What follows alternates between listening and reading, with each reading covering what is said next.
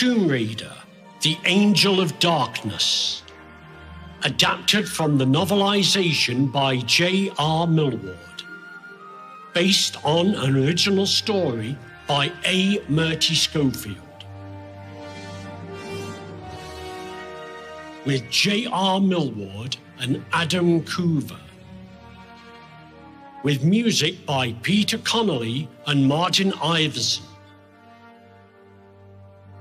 Episode 17.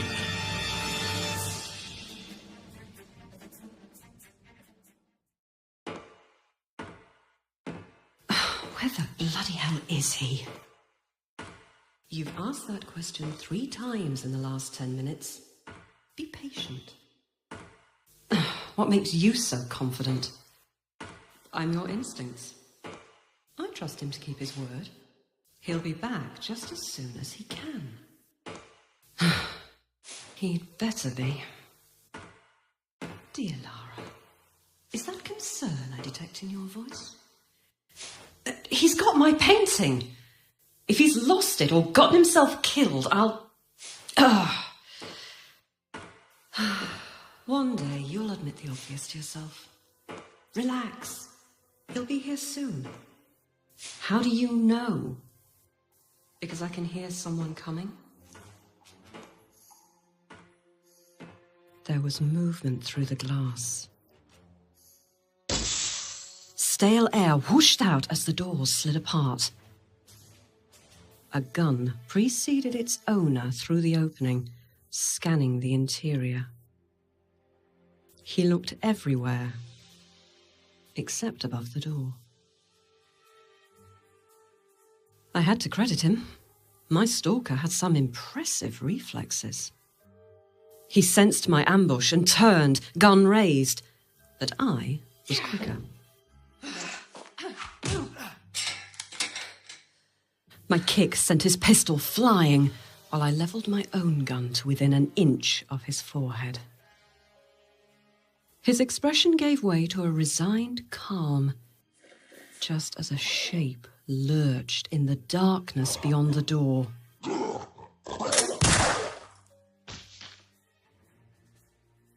The stranger's eyes snapped open and widened as a disfigured thing in a straitjacket toppled to the ground behind him, gargling as it died. My eyebrow rose at the filth-encrusted hands and rusty additions to its skull. Trust the American to have all the fun. Huh. Thanks. I thought I'd got them all. Glad you came back to save me, stranger. Name's Curtis. Lara. And this is business. He grunted, but wisely held still, no doubt aware of the gun still levelled at his head, and stayed that way while I rummaged through his pockets. I tried to ignore the undeniable intimacy. The bronze disc dangling from his hip strap was hurriedly tossed out of reach. I owe you one. You owe me a painting. Sorry. That went AWOL at the Louvre. What? I don't have it. It was missing when I woke up. No, Lara, you're not allowed to shoot him yet. Had all of my effort been for nothing? If this cocky American had sabotaged my hunt for Werner's killer, he would be leaving the Strahov with his balls in a paper bag. If he was lucky. Do you know where it is now? My guess? The Cabal. They already have 3 Obscura paintings, and they've been hunting yours for a long time. How could you possibly know that? I know. How helpful. I felt a note of excitement ripple through my belly. The implications if Eckhart already had 4 paintings. I shook my head, trying to digest the information. So, what brings you here from Paris? Eckhart. We have business only one of us is going to walk away from. Ah, that kind of business. Bizarrely, I found some of my anger beginning to simmer down. There was more to this man than mere arrogance and paranoia. The enmity in his words was the sort only gained through intimate and devastating trauma. Perhaps I had an ally against Eckhart instead of just another obstacle. The corner of his eye met mine. You? Personal reasons. He turned and regarded me. A lone wolf, Maggie noted, and I had to admit the analogy was pretty strong. There was an indefinable air of competence about him, of alertness and intelligence that weighed up his environment in every detail. His clothes showed recent bloodstains, and he seemed to favour his side a little, as though breathing was uncomfortable. There was a fresh cut above his right eye, a companion to an old scar on his cheek. His stubble was a little rougher, his hair even more unkempt than the last time I'd seen him. There were dark rings beneath his eyes. What the devil had he been up to down there? Despite having my gun levelled to his heart, he managed a smile. You know what Eckhart is trying to do.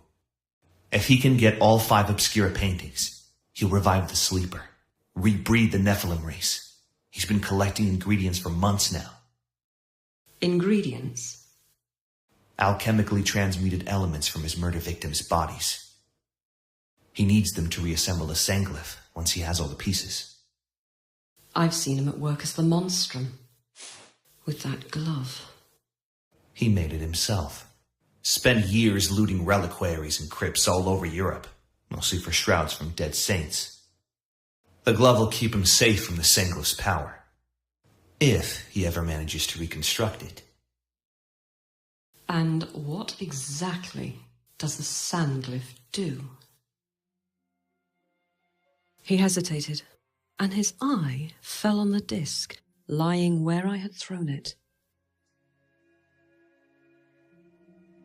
In total silence, it began to glow with gentle light and slowly rose until level with my face. I rallied my composure, not allowing my unease to show, as the disc spun lazily, circling first his body, then the space between us. Razor sharpness glittered along its bladed edge. The opposite of this. The energy of life. To the Chinese, it's Qi.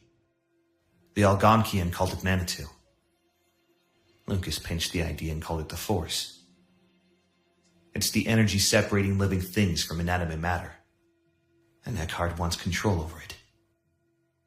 He'll capture and channel the life sources from dozens, maybe hundreds of beings to awaken the Sleeper. That's why he needs the glove to shield himself. If you or I touched the Sanglyph with our bare skin, our energy would be instantly absorbed. I'd be dead before we even realized it. So that's it, I thought. The gun in my hand did not waver. Despite my misgivings, I found I wasn't intimidated. Golden warmth radiated from the disc, immersing me with feelings of security and calm. It made me think of log fires and steaming baths after a long, cold slog through a blizzard. He could kill me with a thought, I realized with a jolt. Even my reflexes aren't good enough against this. I'd never get a chance to pull the trigger. He's purposefully withholding the advantage. He's showing that he trusts me.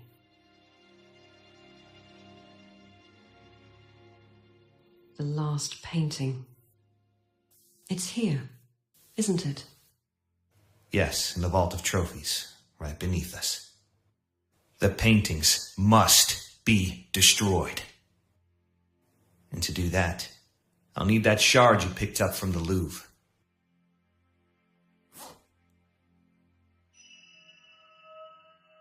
The blade seemed to absorb my body heat as I withdrew it from my pack. A tooth of gleaming black ice with an angelic pommel. I didn't miss the way Curtis's pupils dilated at the sight. It was a sign well known to ancient Chinese jade merchants, and meant a customer was hooked. There should be 3 Periapt shards, right? To my surprise, he pulled an identical blade from one of his many pockets. The ones I could have sworn I'd searched thoroughly. He noticed my expression and smirked. Right. Eckhart has the last one. If all 3 shards are united, they can destroy him permanently. So he keeps it nice and safe. United how, exactly? He must be stabbed with all 3 shards. Eckhart's blessed or cursed with some of the Nephilim's immortality. The shards disrupt that power, make him mortal and vulnerable. He hefted the blade, leaving me in no doubt that he was ex-military of some sort, and offered me the shard, hilt first, a clear entreaty. I suddenly felt trapped between fire and ice, between the disk's circling flame and the chill blade in my hand. It had been so long since I'd put my faith in anyone. Putai and Salia had rescued me from physical death, and Horus's influence had begun the healing process within my spirit. But I realized now that I'd only really begun to recover since Werner had invited me to Paris. Again, the memory of him lying in my arms rose up, fresh and urgent. My 2 years of living as a recluse had not bridged the rift between us. I wanted to avenge his death, but there was no guarantee that doing so would make me whole again. Put frankly, the prospect of trusting another person the way I had trusted Werner scared me. But then the possibility of Eckhart's defeat suddenly loomed larger than my fear. I was closer than I dared hope. Only 1 painting and 1 shard to find, and the monstrum would fall forever. Reluctantly, I had to admit that Maggie was right. I felt the wings of her strength enfold me, straightening my back and squaring my shoulders. Despite all my bravura, all the more solitary than thou attitude that had been my paradigm since I was 16, I suddenly felt an overpowering need to reciprocate Curtis's gesture. Horus would probably have called it a leap of faith, but Maggie's presence reassured me that Curtis was worthy of my trust. I'd reconcile the irony later. And you? What's your stake in killing Eckhart? Do you know where the shards come from? No, I wouldn't expect so. Very few people do. They're ancient weapons of the Lux Veritatis. 2 of them were entrusted to my father. He's part of the Order. We both were. Eckhart murdered him to stop the shards passing into my hands. He failed. The tension in his shoulders tightened, giving me a glimpse into a pit of emotion deeper and more dangerous than I could have ever suspected. He was peaceful only in the same way Yellowstone Park is peaceful. Calm on the surface, but boiling with the fires of hell just beneath. And I thought we had a personal stake in this. So, Eckhart went after your father. And you want revenge? Justice. We should work together. I tossed him my shard, returning my gun to its holster. He caught the shard automatically, and surprise replaced the fury in his eyes. You're trusting me. Look, we can divide the forces against us if we split up. You need the third shard, so you should go after that. I'll find the last painting. We can rendezvous and use the shards to destroy it. Warily, he stepped closer and frowned at the unfolded engraving in my hands. I didn't miss the hint of doubt, even suspicion, created by my offer of an alliance. It wasn't difficult to see that he, too, had issues with the concept of trust. He smelt like the lion enclosure at London Zoo. Hot, sweaty, and curiously attractive. Work now, play later. Eckhart guards the shard in his old alchemy lab in the lower regions. I can find my way there if you go after the painting, but the vault's probably not as accessible as the map shows. Eckhart's been trying to find a way inside for a long time, but... Oh, please. A 15th century underground vault. I could get us in with both hands tied behind my back. The entrance is underwater. No problem. You've experience with this sort of thing. Plenty. Let's go. If you say so. After you, milady. For a moment, we traded a look. It was worth the capital letter. Despite myself, I found my own mouth twitching to match his smile. I was amused to feel a little extra swagger in my step. And to think, not so long ago, you were all for killing him on sight. He's growing on me, a little. Besides, I can always change my mind later. Yeah. Maybe if I kept repeating it, I'd start to believe it, too.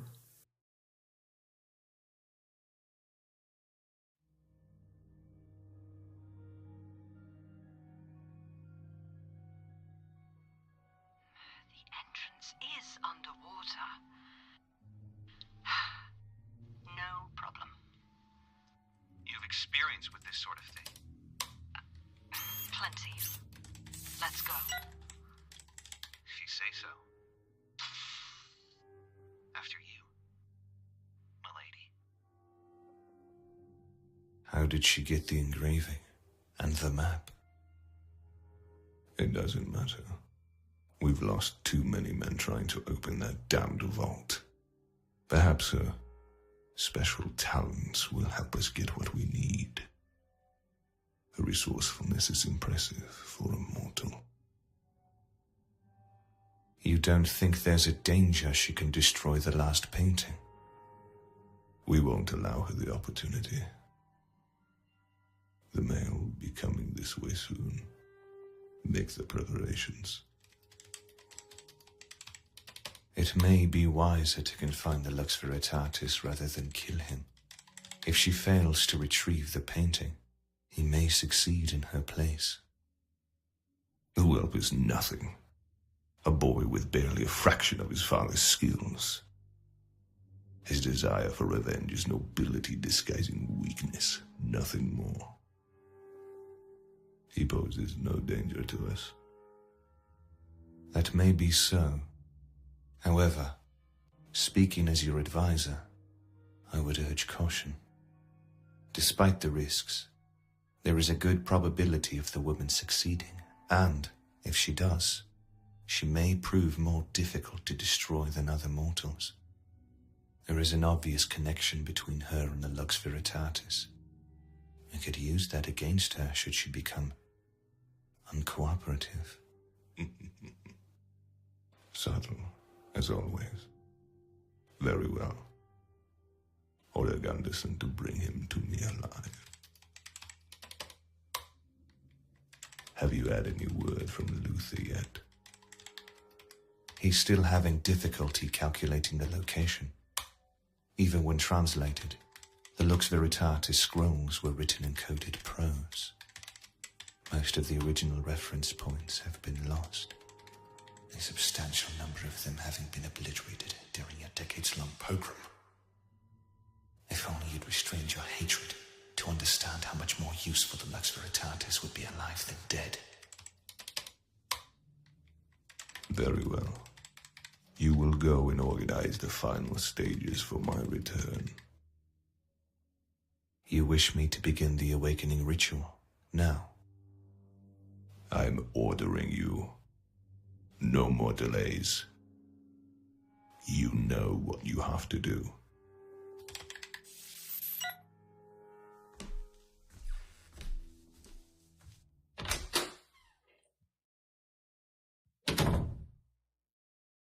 The fifth obscura painting is mine already.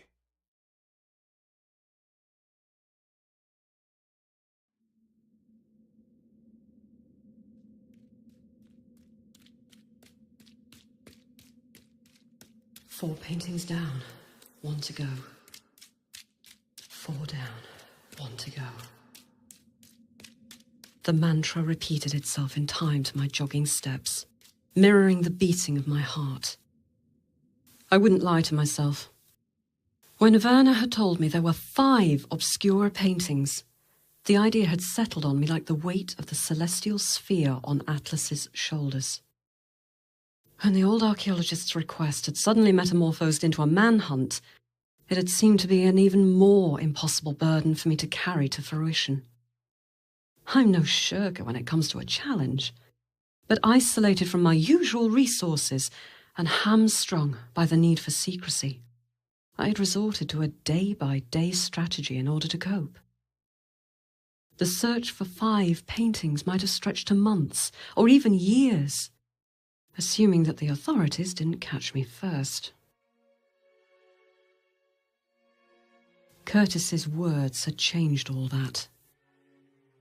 For the first time since Werner's death, a light had appeared in the darkness ahead of me, reachable not by clawing for every handhold, but by trusting that if I leapt into the unknown, my daring would let me seize my objective with both hands.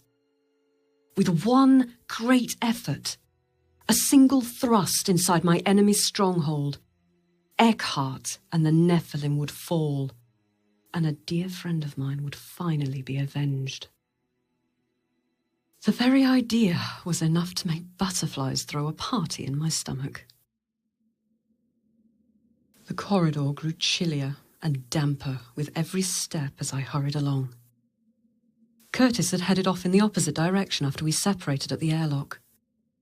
I'd had to resist the part of me that wanted to go with him, and ignore the half-hearted reasoning that we could watch each other's backs more effectively if we were together. Maggie might sulk at the idea, but even she knew, as Curtis and I did, that the only thing that mattered now was taking down the Black Alchemist as quickly as possible. For that, we each had to do our jobs. Alone. My reluctance was not wholly down to my subconscious's yearning. There was also the lingering question of trust. Spiritually awakened I might be, but I'd also be a fool to think that just because Curtis and I shared a mutual understanding and mission, we could count on each other to the nth degree. My natural cynical streak hadn't gone away, and might still make the difference between success and an ignominious death. A shadow fell across the far wall, vindicating that very philosophy. Vigilance! The Strahov lackey, whoever he was, spotted me and opened fire as I automatically dove to the side. Only a puddle broke my fall, and chips of concrete rained from the wall behind me. But my preservation instincts belatedly kicked in and returned fire with the Viper. The gunman jerked but fell noiselessly, and was already dead by the time I reached him. A creeping mist left dewdrops in my hair, and my breaths came out in pearly clouds. They're getting sneakier. Even I almost missed him. Don't kick yourself. We should be getting close. Look, aquatic research lab. That's where the entrance is supposed to be.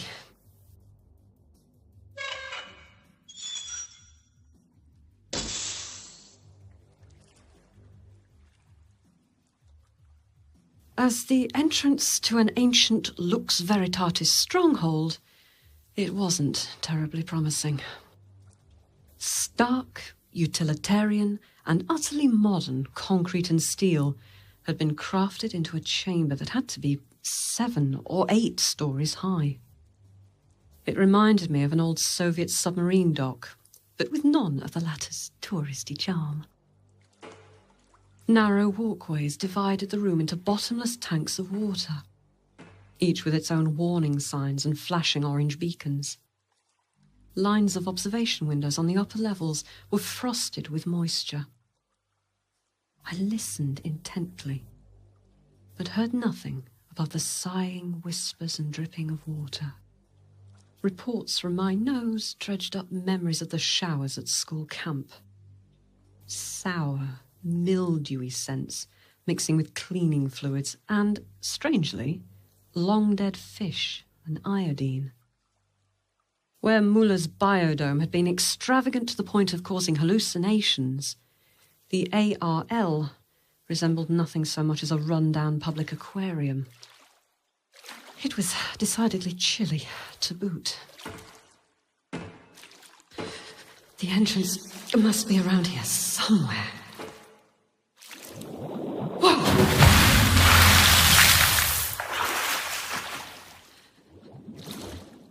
Panting, I picked myself up and watched the creature circle to the far side of the tank.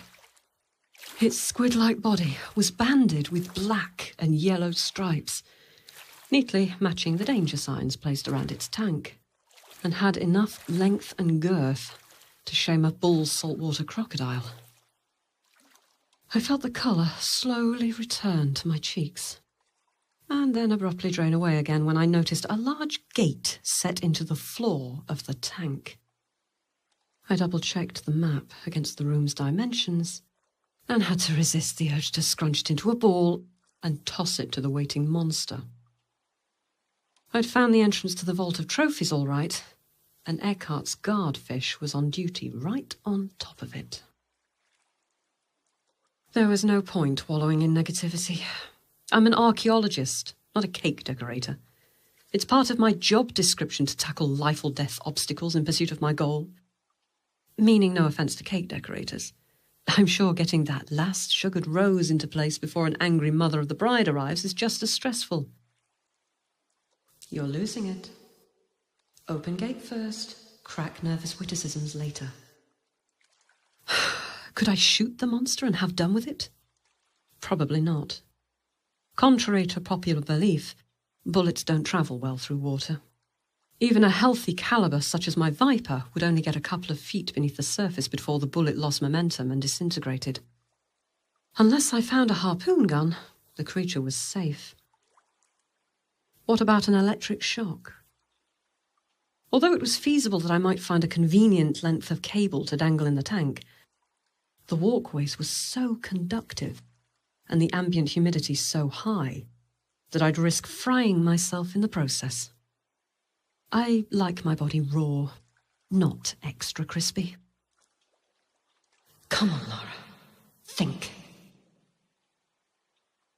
Unbidden, I felt my subconscious mind slowing down my breathing. It was a trick that could usually be relied upon to clear my thoughts. But the invasive smell was just too powerful to ignore. Maggie's earlier comments about instinctual responses had been right about that, at least. We're programmed, hardwired, to feel repulsed by that which has the potential to cause us harm. Evolution tends to favour those who can recognise spoiled foods over those who can't. My ancestors must have had some pretty sensitive noses, if my stomach's reactions were anything to go by. As I explored the upper portions of the chamber, the odours grew so strong that I swooned. Eventually, I found the source tucked away in a side room. A butcher's table and bins, literally crawling with putrefying offcuts too mangled to be identified. Oh, looks like breakfast. I wonder. It's certainly a better plan than the others. What are you waiting for? My plan would need careful timing. In a convenient locker room, I quickly stripped down and donned the gear belonging to the Strahof's employees that would improve my chances of surviving entry into the vault. On went 3mm neoprene shorties. The spray had been cool, but not icy, and an ankle strap to keep Wren's knife within easy reach. Having zipped into my wetsuit, I folded my clothing and dry goods into the bottom of my pack. A couple of waterproof torches, a backup pack of chemical flares, flippers and an aqualung were added to my arsenal.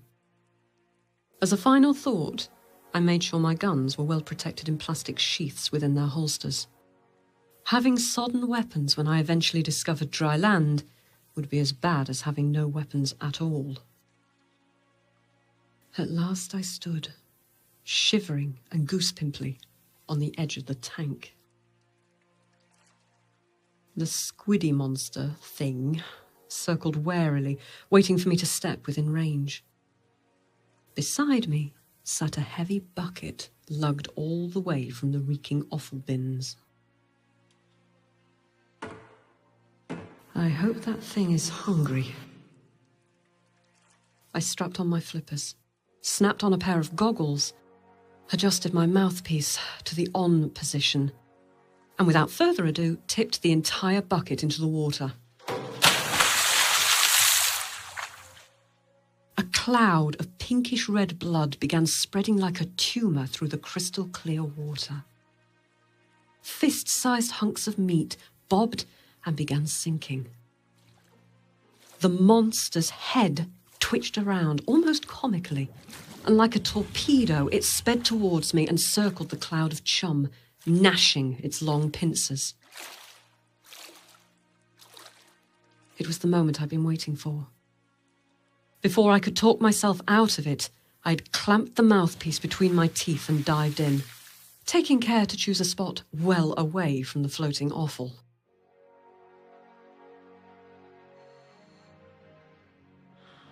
My plan worked better than I dared hope.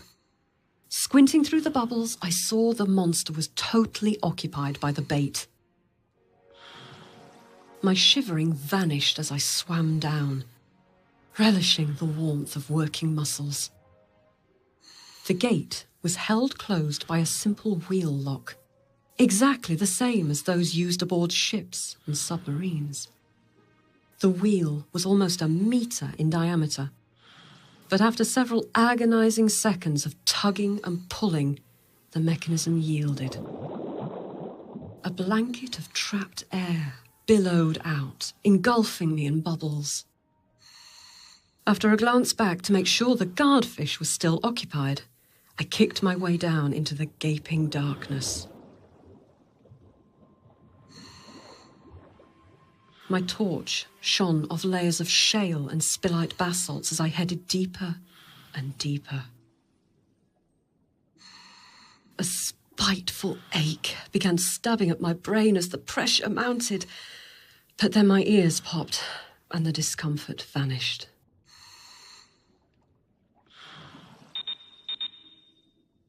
Tick-tock, my air supply beeped.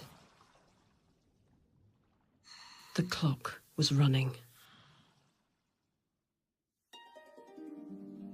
In episode 17 of Tomb Raider, The Angel of Darkness, Lara Croft was played by J.R. Millward. Curtis Trent, Peter Van Eckhart, and Joachim Carell were played by Adam Coover. Written and adapted by J.R. Millward. Based on an original story by A. Murty Schofield. With music by Peter Connolly and Martin Iveson. Additional sound effects courtesy of www.freesfx.co.uk, the BBC, and the YouTube Audio Library. Produced by Stephen Millward. Lara Croft and Tomb Raider are the property of Crystal Dynamics and Square Enix.